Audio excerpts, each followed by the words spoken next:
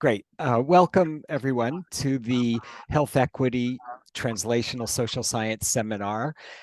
We have it's a special pleasure to introduce today's speaker, Dr. Jonathan Yeholom, who will be presenting a fascinatingly entitled talk, Psychologist as Ethnographer, Reflections on Alzheimer's in Oaxaca and Sexual Trauma Among Veteran Men. So it's actually wonderful for this particular seminar, in the tradition of bringing methods from the social sciences and theory from the social sciences to bear on clinically relevant subjects for underserved populations and vulnerable populations. Jonathan is a clinical psychologist and assistant clinical professor here at UCLA, who's co-appointed with the Veterans Administration. He practices clinically as a psychologist in the here in LA in Veterans Affairs. He is trained and experienced in ethnographic participant observation, ethnographic methods, and will be discussing the relevance to therapeutic practice from his perspective as a clinician and as a researcher therapist.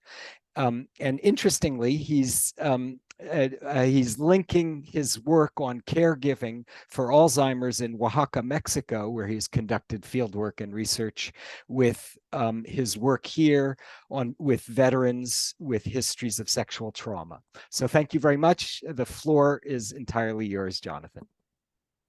Thank you very much. I really appreciate you taking the time to introduce me and introduce this, and I really appreciate everyone being here. Can people hear me okay? I assume so. Yeah? Yeah, you're loud and clear on Zoom. Cool.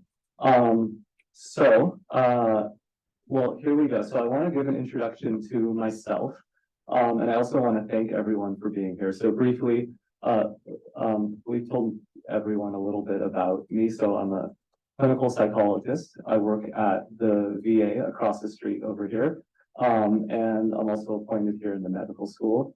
This is a picture that kind of introduces who I am on a personal level and also professional level. I'm wearing a Pittsburgh Pirates shirt because I got my doctorate degree at a qualitative research program in Duquesne University over in Pittsburgh. I like to ride my bicycle and I like to spend time with my dog, Woody. And a lot of the photos that I have, just to kind of lighten things up along the way in this presentation, are photos that I took just outside on the trail here in California, except for the ones, of course, of Oaxaca that I'll be sharing.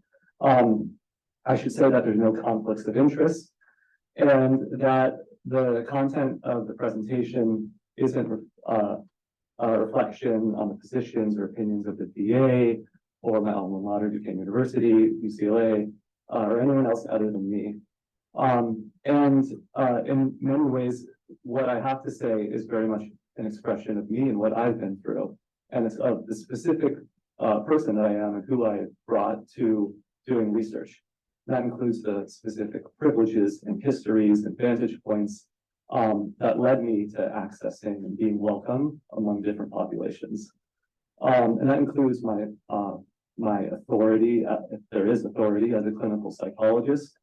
And so all of this is to say that everything that I have to say here would be different if I had been a different human.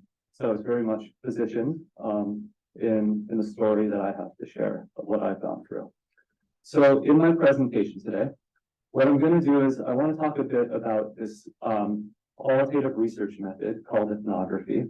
And I'm aware that some of you are very familiar with this as a research method and some might not be. So I'll try to just have us all be on the same page and how it relates to psychology and why I'm interested in the two.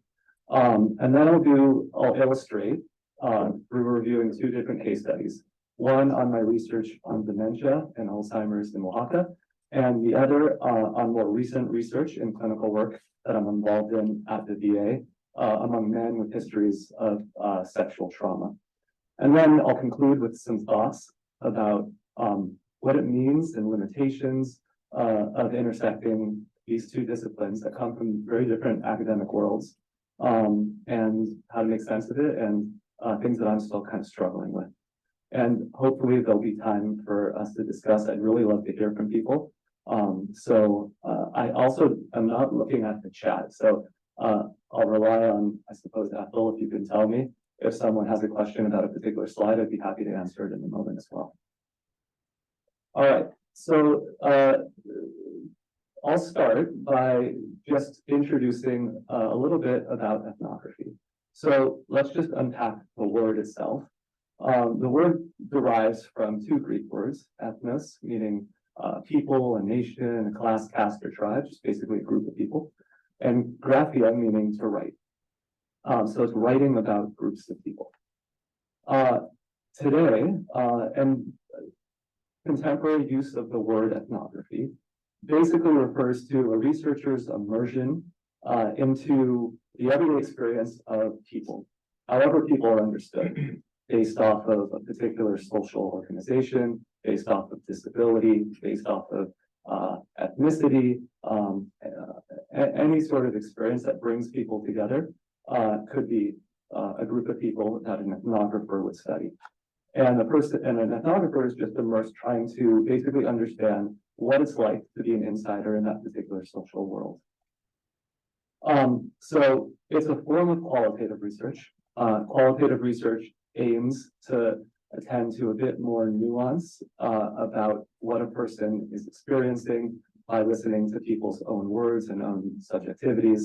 But it's unique in qualitative research by attending to the broader context of people's lives. And what that broader context, like economic parameters, political conditions, histories, literature, how the world that a person is steeped in, the cultural world that a person is steeped in, very much informs and is responsive to their experience. So the term, and I'm going to use both today in a way, is both used to refer to a method. So that's specific research techniques like doing field work, participant observation, field note writing, interviewing, so on, and a methodology, an overall sensibility. Calling something ethnographic means looking at the way in which, again, someone's situated in this sort of broader social world. I try to just have references for the work that I draw on. So a lot of what I have to say about ethnography comes from a recent publication here below, if anyone's interested. So while ethnography is commonly associated with anthropology and sociology, I found that it has really important insights to contribute to psychology and psychiatry and mental health more generally.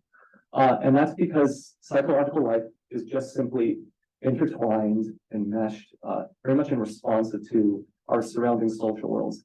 And everyone can give countless examples.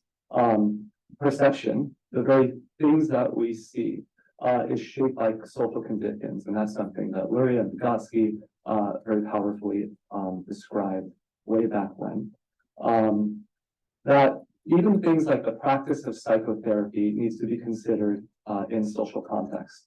So there are some cultures where talking and getting things out is considered cathartic and therapeutic. And there are other cultures where that's considered very destabilizing and distressing. So not everything means the same thing, is the point. And lastly, even in the DSM itself, where we have these constructs of different sorts of pathologies, is that all forms of distress, and this is a quote in the DSM, are locally shaped, including DSM disorders. So what we're talking about inevitably always is just culturally, socially situated. And so ethnography attends to the broader parameters of phenomena. And it could illuminate broader context to do a few different things. One, to describe the experience and meaning of specific psychological phenomena. The second, and I think that this is something that hasn't been addressed as much, but I think is really interesting, is something I want to illustrate today, is the agency that people have within the agency about illness that people have regarding psychological distress. And then lastly, it could be useful for developing relevant treatment that's useful for a person's specific way of life. So I first came to studying ethnography, not because I was trained in it. In fact, I was trained in different qualitative research methods. And I was also trained in psychodynamic psychotherapy, amongst other therapies as well. And one of the things that I was trained to attend to was psychodynamics. And the thing that I found myself, the reason why I was really interested in ethnography is due to the phenomenon of what Freud referred to as negation. So Freud described when people negate things, it's a way of a clinician becoming aware of what a person's repressing. So everyday examples are really common. When someone says, I'm not angry, but, or no offense, but, it's a clue of what they're thinking, but they're pushing away. It's called unprovoked denial. It's a great party trick, but it's also really interesting from a dynamic perspective because it clues a person in to how they're thinking and what they're trying to push away, either socially or even to their own selves. And I came across negation in different ways. So as a researcher, I first came across it during my research in Oaxaca. And when I arrived in Oaxaca, I was really intent on studying Alzheimer's and other dementias. And one of the things that struck me right away in my face is that the majority of people who I met said that we've heard of Alzheimer's, we know that it's a thing, we've heard that it exists through a common United States and in other communities, but it just doesn't exist here. It exists over there. And so I found myself really interested in what that meant. And more recently, I encountered negation as well. So as a VA psychologist who does work with men with histories of sexual trauma, a lot of patients of mine will say men can get assaulted, men can get abused, but men don't get raped when they're in fact seeking treatment for a rape history. So if I were to attend to clinical facts, to what I know about Alzheimer's and the prevalence of Alzheimer's in different communities, and as far as I know, the prevalence is roughly the same, more or less, with some exception. Or if I were to just attend to like factual evidence of what the definition of a word is, I would contest those claims. I would say that that's just wrong and you're just misinformed. But if I were to think from a dynamic perspective, it clues me in that something important is going on here. That Alzheimer's, in fact, is one way or another in Oaxaca. People go out of their way to say that it's not here. Or that men can get raped, even though people are saying that it's not. And what attending to cultural context does, and this is a sort of way to describe ethnography, is that it helps illuminate the reasons for why something's valued and people's agency and how they practice value. So, and this is what I'm going to illustrate in my 2 case studies. So I'm going to go over briefly here and then talk about it at length. In Oaxaca, people's very sincere claim that Alzheimer's didn't exist had a function. It upheld values that were thought to be endangered. And I'll unpack that in a moment. And similarly, at the VA, the claim that men don't get raped has a function as well. It's a way to maintain manhood where manhood is questioned. So I'll begin by illustrating Oaxaca. So in 2014, I lived for a year in Oaxaca. And I went to Oaxaca as a graduate student in psychology, looking to do dissertation research. And I wanted to study caregiving for aging and dementia. And basically, I had the overall intention of wanting to understand how social and cultural contexts shape the phenomenon of aging and dementia and caregiving.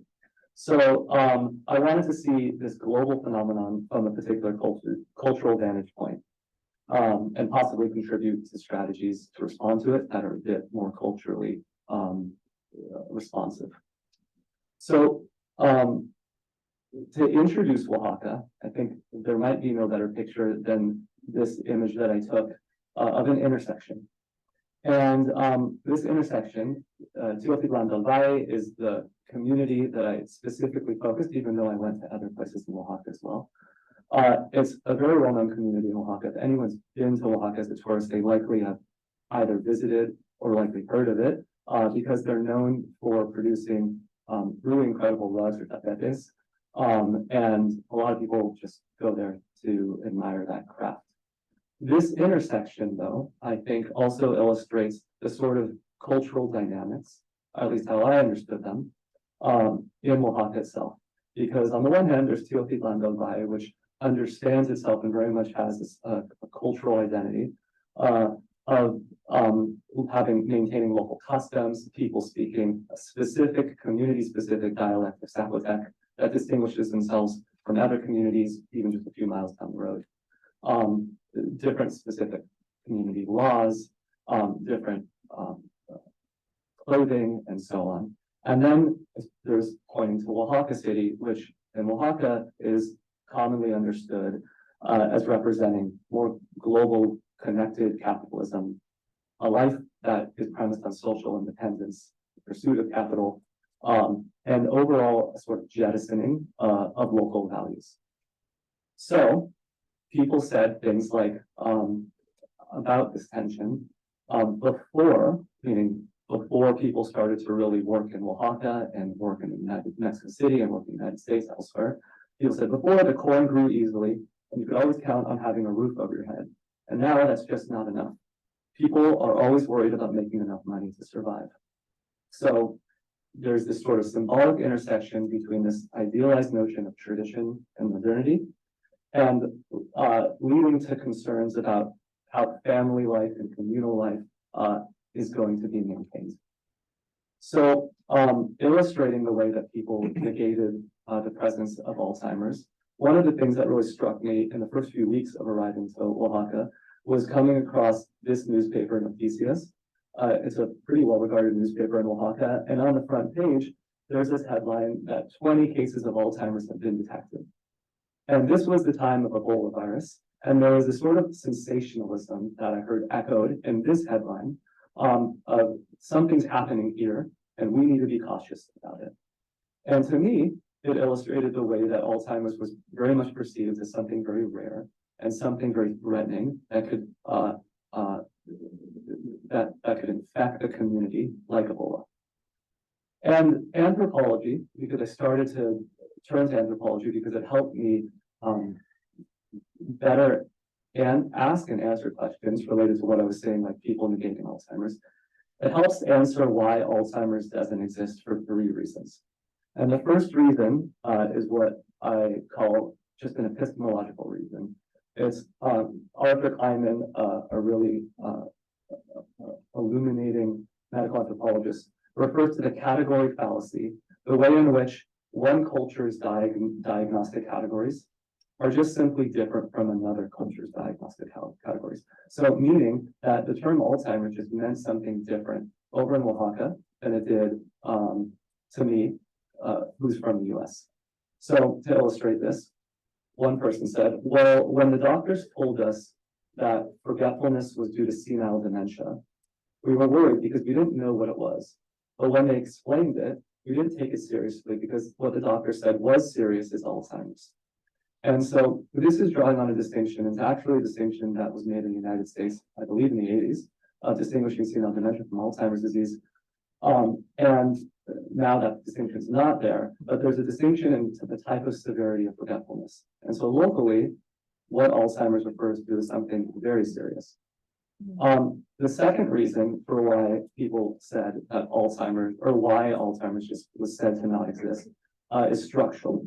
In the sense that there was just little Alzheimer's industry or a way to socialize around Alzheimer's disease. And so I could talk about that more, but just to keep going.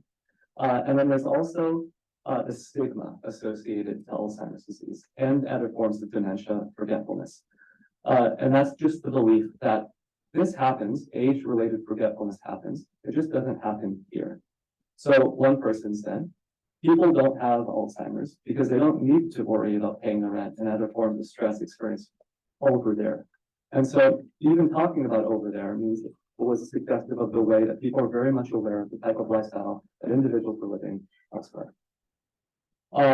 So in general, I came to see how age-related forgetfulness was understood as caused by these different things associated with modern life: family neglect, cultural forgetfulness, and modern stress. And so to illustrate this, and this is a photo, this isn't anyone who I interviewed in the book, it's a friend of mine in the community took these beautiful photos, and she gave me permission along with the woman to share them. I'm going to introduce a caregiver who I refer to in my writings as Sophia. And Sophia made a big impression on me for a lot of reasons. I was impressed by her just walking to her house because her house was very big. It was one of the most, it was one of the largest houses in the community that just clearly showed a lot of affluence. The way that she and her husband, whom she was caregiving for, lived in this house is expressive of this broader social experience that situated Teotihuacan in Oaxaca. So in Teotihuacan, it's custom for adult sons to live with their parents, even when they're married. And so that's a way to care for their parents. But Sophia's sons, her three sons, all lived in California, working. And her two daughters remained living in the community, but lived with their husbands' families. And so she said, it does affect me, caregiving alone for her forgetful husband, but it has to be so. She said, if they were here, they would be helping me, but I understand the reasons they're not here. And so she said, we just don't lack anything here. We're taken care of. But there was this, but at the same time, I just couldn't help but be struck by the real sense of emptiness in her home. We sat in plastic folding chairs. There was an echo, a lack of furniture. They were living in a house that was just unfurnished. And they had their own home a few streets down the road. Sorry, a few streets down. But she was living alone here, watching over this house that belonged to one of her sons. So one of the things that drew me to ethnography was the presence of different medical systems in Oaxaca. So there's a sense of medical pluralism. And this exists everywhere, not just Oaxaca, it exists here in Los Angeles as well. There's a sense of traditional medicine and biomedicine, and the way that the two are different, it's not even two, but just different systems coexist and have a sort of pragmatic fusion. And what I was interested in is the etiological understandings that people had of forgetfulness. Why did they understand people were forgetting? And people said, and what I came to see is that it wasn't just based on some sort of objective reading of facts, but what's useful and pragmatic and bringing a community together, a family and a community together in a context where that feels endangered. So Sophia cited her husband's stroke due to alcoholism, a sort of biological condition. And also she talked about abuse and family conflict. And that was in the context of her husband living in an evolving and changing social world where he had to live other places in order to survive, economically survive. So she said, well, the way I see it, it was probably because he was very mean. And now he's actually thinking about what he did when he was younger. And I believe that he's regretting everything. And that's why he's forgetting. So she was referencing this local idiom of distress that's been observed in many different communities. That's of people thinking too much. And thinking too much leads to distress. And so, but what this allowed her to do is to bridge a sort of distance. It allowed her to engage with this a stigmatized other. And she saw forgetfulness as social pain. Pain in a world where values are left and where there's greater emphasis on the pursuit of money and independence. So similarly, what I saw people being responsive to social circumstance is the way that people justified their devotion to care itself, to taking on caregiving responsibilities. And what I saw, and this shouldn't be that surprising, but it's viewed as a way of maintaining local norms, a way of maintaining local identity and values in a dynamic social landscape. So what she said is, I try to take care of him the best I can. And my brother always tells me that I should have patience and to take care of him the best I can. because if he ever passes away, I will not regret anything. And my brother often reminds me that the time for him has come, and no one knows what day it'll be. It could be any day now, he says. So you should take care of him so you won't regret that you neglected something. And forget about everything he did to you. In the end, he's your husband. So in this, what I hear in between the line is the way that values aren't static, but they're very much, in caregiving practice itself, is very much responsive to the broader social conditions. So here, family cohesion is upheld when it's threatened by medical conditions and family socioeconomic circumstances. And lastly, I just want to talk about the tension. So as much as Sophia was doing to maintain cohesion, there was also a tension in following values at home, because in her acknowledging the way that her husband was feeling pain, and feeling pain in regards to his being mean and him being mean because he was working elsewhere and pursuing a non-traditional life, as other people described as well. I came to see how caregivers themselves were subject to stigma in the community. So what she said at different points is that I'm scared, and she was crying at this point, because she said, I'm scared because if he dies, I'll be alone. And what I came to see is that that there is a sense of that if upholding norms at home risks being accused of not maintaining them in the broader community. And that caregivers had this association with dementia because of the stigma that people understood it through. So together, each of these caregiving experiences, their experience of how caregiving is situated in migration, their understanding of dementia, their justification of caregiving through local values, and their loneliness. To me, it shows how much of caregiving itself is woven in broader social experience. So I want to take a step back and reflect on how ethnography understands this, and specifically how ethnography has a response to truth claims. Because in people saying that Alzheimer's doesn't exist, I could have contested it in different ways. Now, as a researcher, I hope that I and other people wouldn't and just learn from participants, but there's a real risk in it. And the risk is that if I maintain a truth that's different than the people who I'm working with, whether as an ethnographer or as a clinician, there's a real power dynamic involved.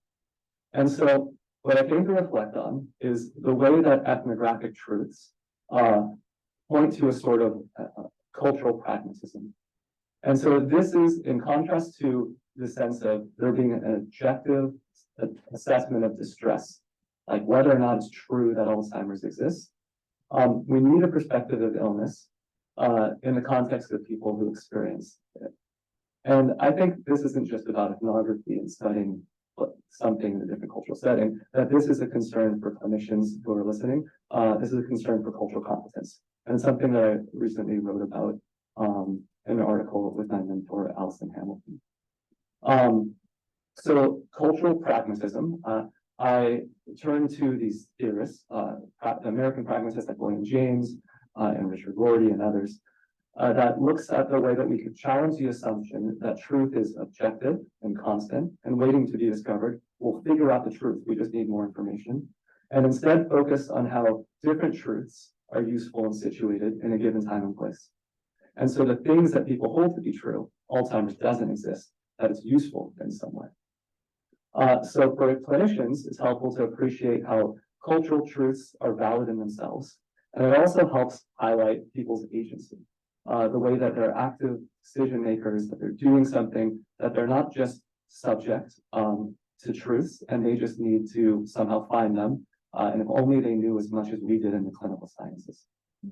So the truth about Alzheimer's not existing then, and there are caregivers caring for forgetfulness more generally, it facilitates agency. It regenerates local values about family and social cohesion. And I think overlooking that overlooks a lot of local experience in Oaxaca. So more broadly, ethnography helps highlight people as active agents. People situated within, making sense of, and responding to social context. So this is a really quick summary of the research that I was doing in Oaxaca. But I want to switch now and talk about both the clinical work and the research that I've been doing more recently at the VA. So, because I'm also, in a way, doing ethnographic work at the VA on the topic of men's military sexual trauma. It's called MST for short. As a VA staff psychologist, I developed and conducted a group for therapy of men with MST. I've been doing it for about 5 years now. In general, women suffer disproportionately from MST. Something like 35 to 40% of women veterans report a history of MST, which is very high and very concerning. But the absolute number of men who have MST is similar just because the larger percentage of men in the military. So what this is saying is there's actually a lot of people with military sexual trauma histories. Across genders, MST is associated with increased prevalence of PTSD, depression, substance use disorders, medical comorbidities, failed relationships, incarceration, homelessness, and suicide. The people who I work with are people whose lives are very broken in a lot of serious ways, and they've lived this way for oftentimes for decades. For men, people experience MST in a specific gendered way, and that could be seen through different prisms. So the fact that the prevalence of opioid use disorders is nearly double. There's more severe reported PTSD symptoms and more reported sexual dysfunction. Everyone's hurting with the history of MST, just men are hurting in a very specific gendered way. And men suffer in context of broader culture. Just to bring people up to speed to military culture who aren't working with veterans at the VA, there's a sense in the military of the military being a sort of second family, where service members are encouraged to depend on the military for their very life and really form a strong brothership, family with the military. There's a valuing of selfless service, of personal well-being being subordinate to the larger group, of valuing secrecy and stoicism and denying that someone's going through a difficult time. There's a sense of military culture as a test of manhood. And lastly, there's still to this day continued discrimination for same-sex behaviors, despite repeal of the Don't Ask, Don't Tell policy a while back. So in this context, men who have a history of MST suffer in very specific ways. So gender norms, men don't get raped is what people say. Heterosexual norms, a man can't get raped by a woman. Meritocratic norms versus racism. So oftentimes people report the way that their subject to rape and sexual trauma happened because of who they were as a Black person, as Latino, as whatever else. So what I developed is this 12-week group that targets trauma and moral injury. So basically looking to challenge people's avoidance and shame and to promote their sense of agency through interaction and through talking about their trauma in a relevant social group. So I'm mindful of time passing, so I'm not going to spend too much time in this. And for people who are interested, you can go to this article in the Journal of Clinical Psychology, where I shared some pilot data that looked at the way that PCL scores, which is trauma severity, went down, and also their sense of recovery and this is from the recovery assessment scale, that people drastically improved in terms of, I don't know drastically, but they improved in sense of feeling no shame, having capacity to forgive themselves, forgive others, more comfort about sexual relations, and so on. And what people said, and this is also in the article, so I'm going quickly because I have something else that I want to share, is before the group, people said things like, this group scares me, and I'm not sure I'm ready to share with a man or hear details of others without it triggering me. I'm on guard all the time, I'm suspicious of everyone, and I can't sleep and have nightmares. I only want to have sex when I'm high or on coke or drunk. And after the group, people said things like, this group helped me learn to trust people. I'm now open to new ideas of how to live in the world of other people. So I have a lot of fear, but I'm open to new journeys. I sleep better, no one's chasing me in my dreams, and I can talk with other people now. So I can say the word rape without shame. So I reflect on my experience as a clinician but also as someone who's inclined to just think from an ethnographic perspective. And there's an intersection between clinical practice and ethnographic research. So I see distress in context to the broader social world. I just can't help it. I keep my own notes, process notes, and there's something similar to field notes to reflect on what's occurring among the people I'm treating, the overall setting, and what I observe in my participation in this patient, provider, and group dynamic. And I collect data like what I shared on participants' experience before and after. So in a sense, as a clinician, I'm finding myself in a similar role to my time in Oaxaca, a participant observer, participant in treatment of distress, and an observer in how that distress is culturally embedded.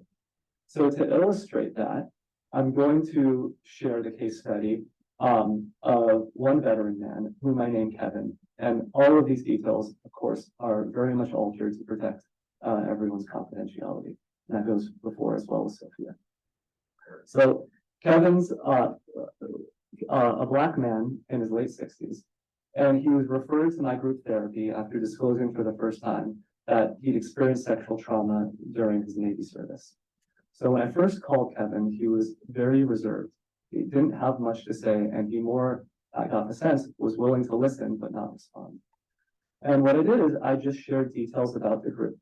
I said that challenging isolation and overcoming shame was central.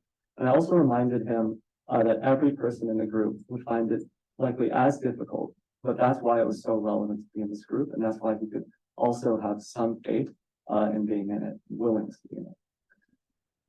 The demographic makeup of most of my group is that most men who find themselves in this group are in their mid-60s or older. Many have histories of failed relationships, substance use, incarceration, suicidality, and all of these illustrate the profound shame and avoidance that impact survivors' lives. So at the start of the 12-week group, I encourage everyone to share something about themselves. And what Geffen said is, I don't really open up. For those who know me, they know I'm a tough guy. I have this aura about me. I keep my guard all the time. But now I'm realizing that I've left some stones unturned, and I want to know if this group can help. So in the beginning, Geffen shared how he was a very guarded man. He used words like tough, strong, and control to describe his personality and ways of managing stress. And as the weeks went on, he grew more comfortable in speaking. He said, I've lived this way for decades, and I'm afraid of letting my guard down, because when I let it down back during the service, that's when I was assaulted. So through the course of therapy, participants increasingly disclosed information about their social lives and began to share more about their honesty. Geffen heard people asking themselves why they weren't man enough or strong enough to prevent the trauma from occurring.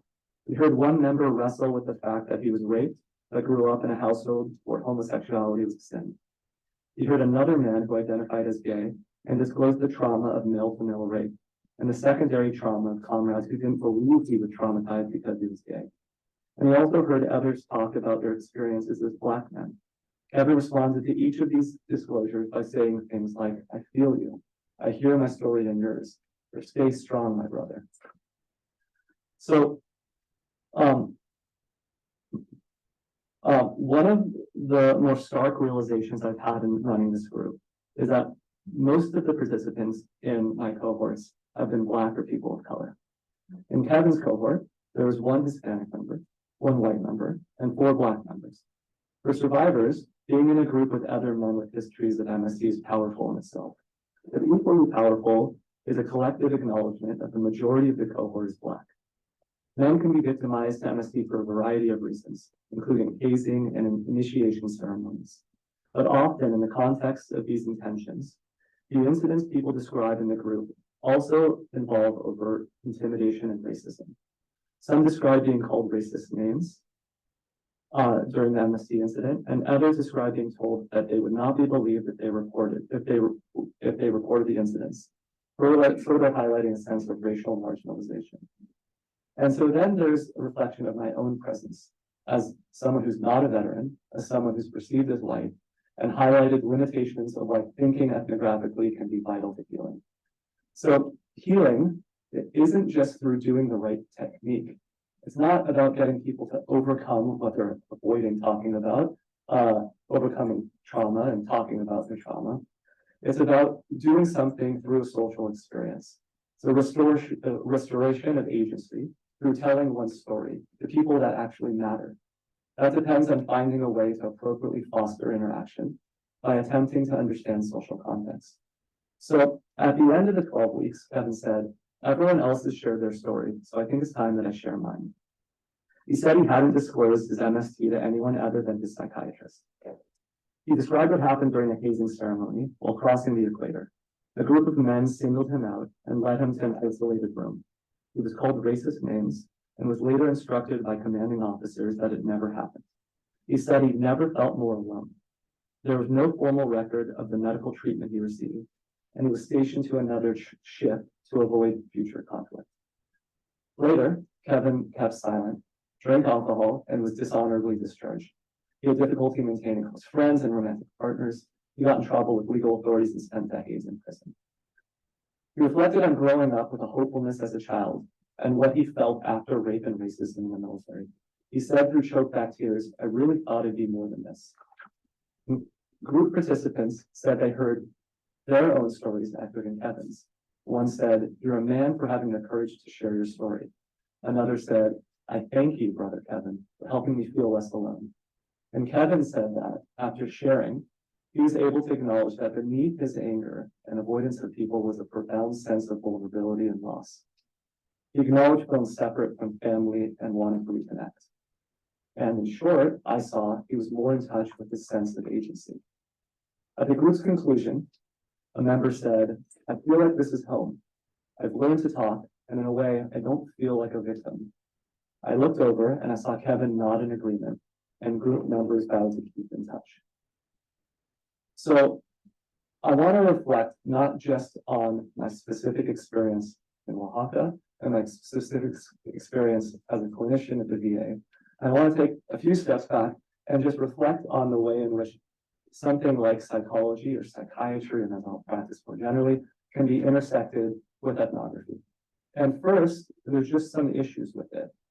The obvious issue is that they're just simply different aims. The ethnographer is trying to understand a socially embedded phenomenon, whereas the clinician's trying to intervene on something.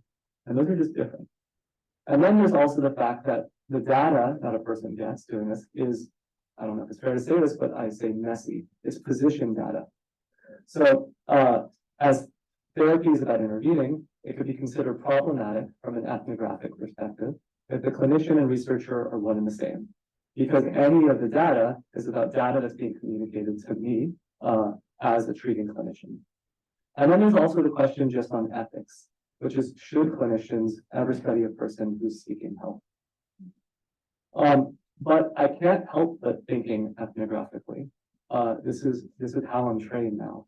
And as I reflect on things, I see the way that my clinical work has been a source for ethnography itself. And what it's done in the case of men's MSD is it's revealed the experience of a group of men that are often misunderstood, even by those closest in their lives, in the complex ways that social forms of identity intersect with trauma.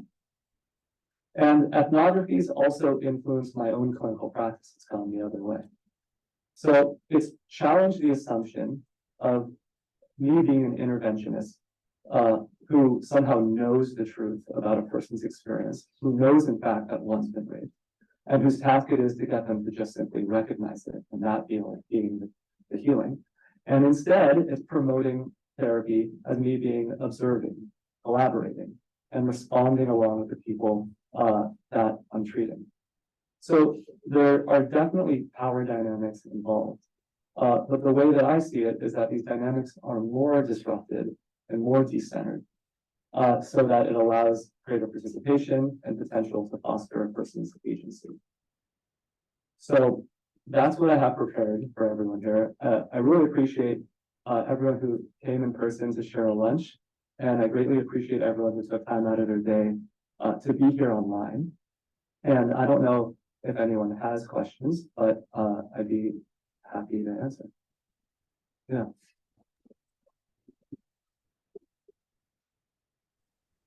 That was really terrific. Thank you very much, Jonathan. It was very moving. And I'll just let me check first the chats in case. Good. I had just a couple of questions. One is, how did you get exposed to ethnography, and how did and become so sophisticated in it? And the other one is, what you presented it. With respect to theory. Where does theory fit in to your ethnography, and sort of, I mean, you talk about power relations, but you talk about them explicitly in the, of power relations in the therapeutic encounter between the clinician and the patient. But I was very interested in your first case, the woman reflecting on her mean husband, to whom she was dedicating her old age, and how that fits in with recognizing male privilege and sort of oppression of women, but also her own ambivalence with respect to hating the man who is brutal to you, but also loving something about it on the level of being scared that he's going to die, if that was what being scared about him wanting to die might have been partially. I just was wondering how you think through that. But first, I just wanted to know practically how you became such a good ethnographer. Yeah, thanks for the question. Or the questions. I'll do my best. So I just came across ethnography just in the field. I went to go do qualitative research that I was trained to do. And then I just realized that anthropology was asking the questions and doing the research that seemed so much more relevant to the work that I was doing than my own field. And that's not to knock my own field, it seemed more relevant to me being in Oaxaca than what my work was doing. So I just read a lot of really good ethnography. I also struck, I met people along the way. The things that I ended up reading led me to be in contact with people who I just ended up really admiring. And so the work of like Whitney Duncan, who did an amazing ethnography in Oaxaca as well, on the practice of, on mental health practice in Oaxaca. I started a correspondence with who now is my collaborator, Elizabeth Fine, and we write on ethnography and psychology. So I just found myself absorbed in this world just because it seemed like it was the most relevant. And I was saying earlier that I feel very self-conscious because I feel like I have imposter syndrome, that I'm not an anthropologist, but here I am doing this type of anthropological work. So yeah, I carry it out with me. I was going to go another direction with your question on theory, but press me, if it doesn't really answer your question. How do I think theoretically? What did ethnography do to inform the way that I think theoretically as a clinician? And that's what I'm trying to get at in the middle of this presentation after I talked about Sophia, with what I think ethnography does in terms of challenging the way that I understand what truth is. Because I think implicitly as a psychologist, I'm listening to what people are saying, and any sort of speech act is premised on a truth claim.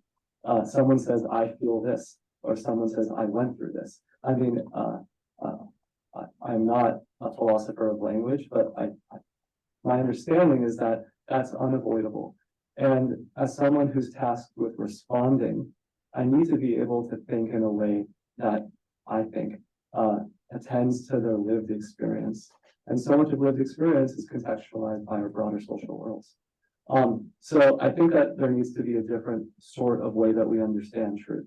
I tried to address it in that article of looking at pragmatic philosophers who like identify one way of thinking about truth and then introduce another, like William James and Dewey and so on. Talk about how truth is a matter of function. What people say is true.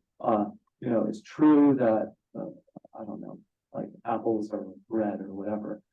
It does something. There's a reason why they hold that truth.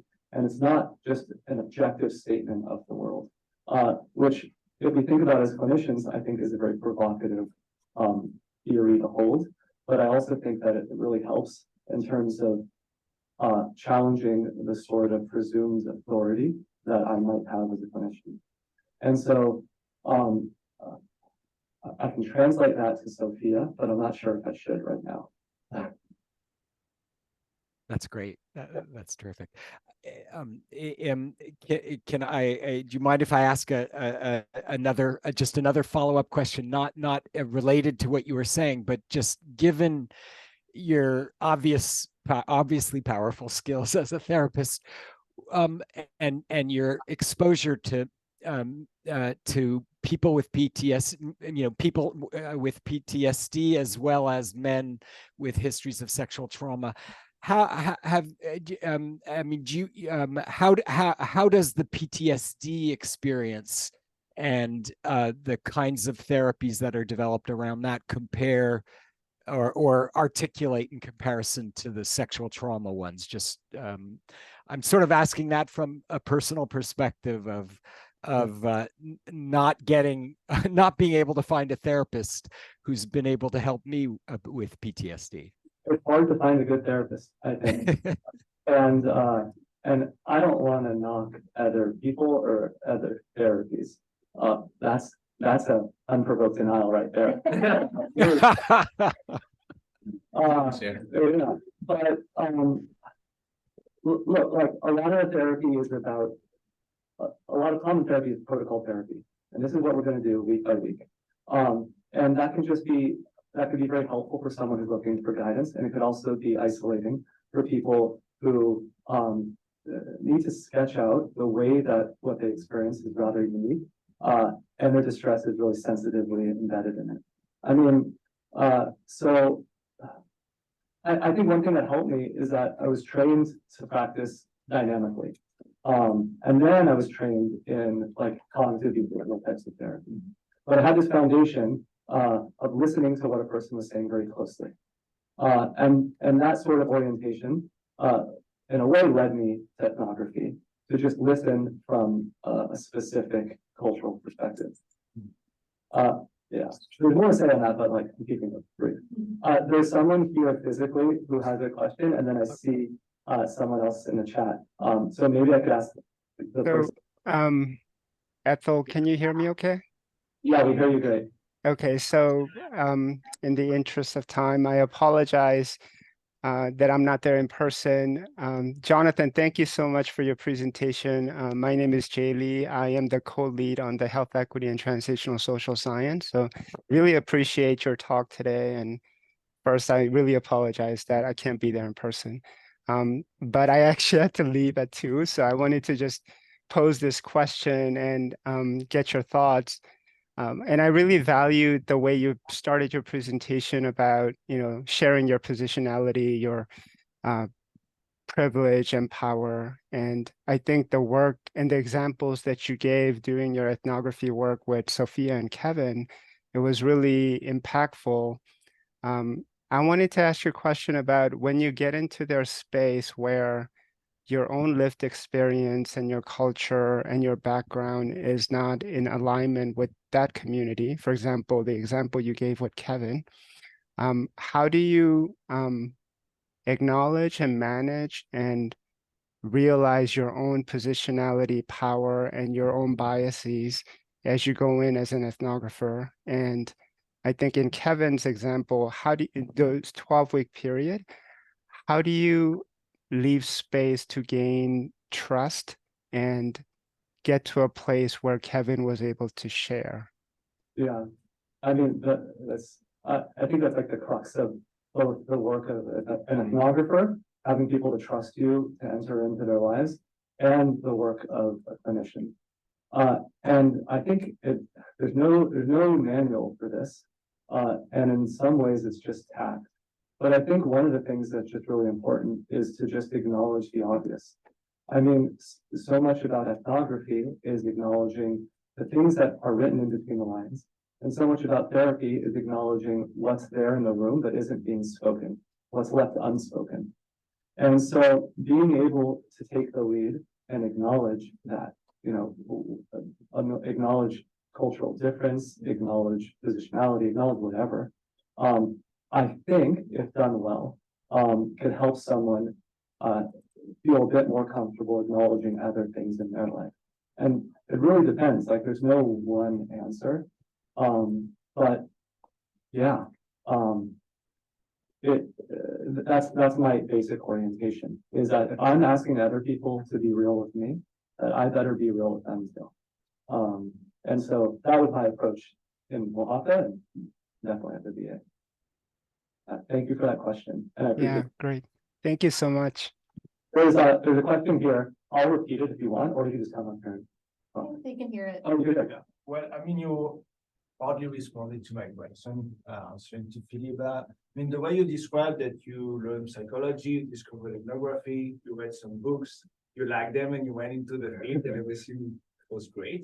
I'm a bit like overdoing it, but Yeah. the question is like, could you also explain us your own struggle? How is the process of like relearning things, now moving from what you learned at school with something that was different, like a different mindset, a different canon, a different assumption, Yeah. different ways of looking at things. This is my first time in the School of Medicine, so I don't know anything about this one, but I was wondering your own struggle of like, things differently. Yeah, Makes so sense? it makes perfect sense. I mean, the truth is we could have a whole conversation about our own experiences, with how to do things, like how to take things up and make it one's own in terms of having it work for the research that you're trying to carry out or the clinical work you're trying to do. I don't know how to answer it, but like just to kind of echo and say it in a different way is that when I look back, the only reason why I came to read anthropology and ethnography and a little sociology is just because it made sense to me. Like it just seemed like that was the most reasonable thing for me to do in order to get the types of answers that I wanted. But again, I felt like a huge imposter, and I still do. And it's hard because I don't have the breadth of background that other people who are versed in these disciplines have.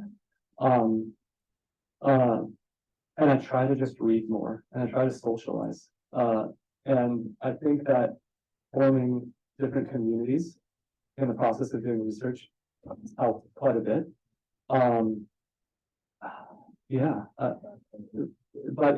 But you're hitting on really my lived experience doing this type of work and why it's challenging. But also, for that matter, I'll say that it's made my life a lot more like interesting, and made my work something that I could engage with and feel genuine about. There's one more question here. Yeah. Is the time permitted? I'm okay. And if people need to leave, I won't take offense. Yeah, I probably won't be as structured, but I just want to say along the lines of what he was saying is that right now as an undergraduate anthropology student, I'm doing ethnographic work with patients of one of the clinics here. So I'm going to their homes and I'm interviewing them, person-centered ethnography, to kind of get an idea of what is their perception of their care, what has been their life story, how did they get to this place, and how are they or not following through with the clinical recommendations. It has been really thrilling in terms of like finally being able to apply anthropology in something that I like, which is mental health, community mental health. It's not by accident, but I became a medical interpreter and then an administrative assistant for a clinic, for a mental health clinic. So all those things led me to here, where I am here. But perhaps the thing that concerns me more is that even now, the issue of our current healthcare model that demands productivity, that demands do more in less time, that demands evidence-based practices left and right, fill out these surveys, et cetera, and we can explore all the barriers in that. But it's no wonder that people just either drop out or just feel like, no, this is not for me. I've heard it in some of these interviews, like I'm tired of being sent to the different specialists. I'm tired of going to the different doctor's offices. I'm tired of hearing this.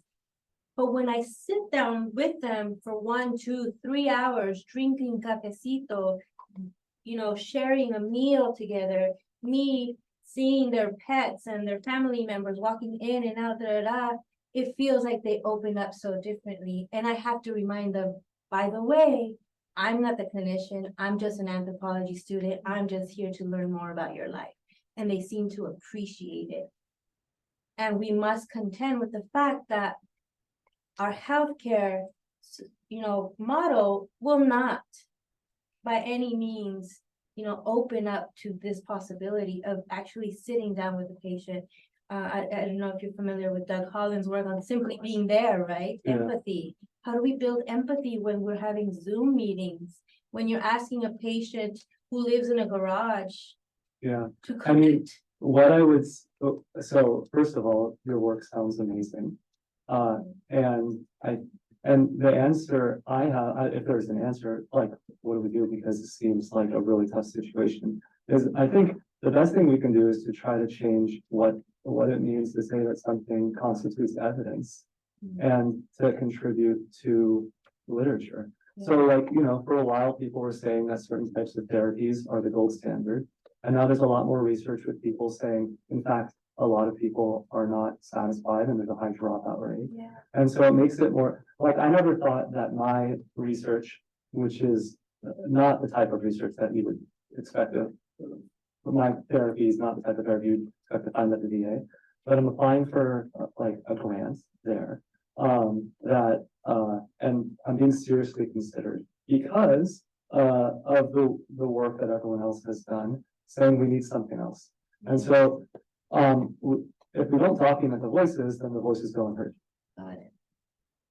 And so, you know, I hear you describing your work, and it shows for what's so important, why doing research, this type of research, allowing people to actually share their experience and distilling it in a way that's intelligible to policymakers, why I think it matters. Wow, thank you. So Yeah, keep doing it. appreciate that. Thank you. Yeah. Right. Yeah. Yeah, no mind. Yeah. Big question. Again, like from the voice of ignorance, but like, how do you psychologists see the stuff that you do? Are you an outsider? As a psychologist, see what I do. Yeah, I mean, Yeah, no, I get it. I'm like neither here nor there. And I realize that, and so it's placed me in this sort of liminal state where it's been tough actually. I stopped struggling with it because I just found a home right now. But yeah, some people get it and some people don't.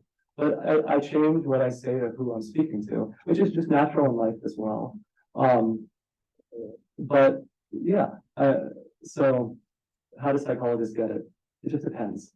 I'm trying to like write in psychology journals for that reason too, to try to create that. Yeah. So you know, it was really, I was like surprised that the APA, American Psychological Association, published our chapter on ethnography in their handbook for research methods. Wow. Like that, you know, that's I was like, okay, that's some sort of change. So yeah, but it depends. Yeah. Okay. Yeah. So all right. I just want to say again, thank you to everyone who has joined online. I really appreciate it. And I'll talk to you all when we log off. So thank you. It's been really great to share this work with you. And please, thank you as well for taking the time to be here and for your thoughtful introduction. It was a terrific talk. Thank you very much. And you're not an imposter. You're obviously a great ethnographer. So welcome. Thank you. Okay.